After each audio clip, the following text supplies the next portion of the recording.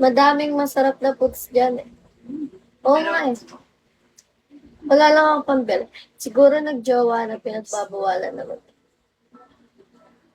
Sino? Sino? Si Belle? Oo, wag kayo magjojowa. Hindi kayo makaka-enjoy sa Vegas. Ay, naka-engrave na ng Elsa. Nalilibang nga ako dito guys. Simula nung pumasok. Nakita ng mga polis. Baka nagpahinga lang. Oo nga. Ang nega nito, ang nega niya, no? Pareho mo kayo. Sobrang nega. Ang OA mag-isip. Hanapin na sila. Kayo magjojowa. Kayo makakapag-live.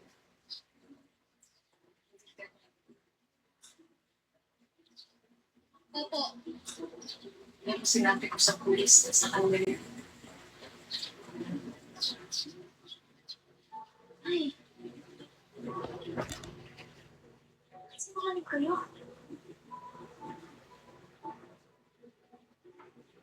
Parang ibang pahinga yata yan. Grabe. Pagsamahan nilang dalawa, guys. Nagsinungaling ako. Pag-iiba yung kulay. Nay. Kakata.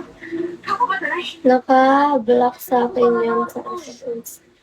Ikaw pa. Akala ko kasi yung kailangan mong gawin para mapakulong yung Ay, kapatid. tanga.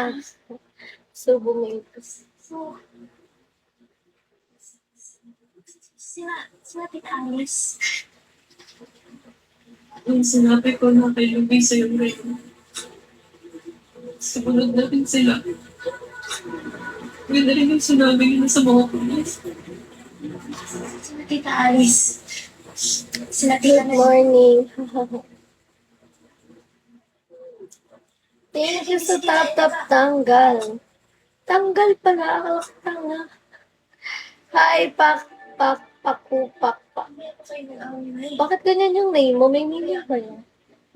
Imagine kayo na high school na kayo na lang ni Tita Alice. Tita mo yung pagkakaibigan. Hi, Fraps.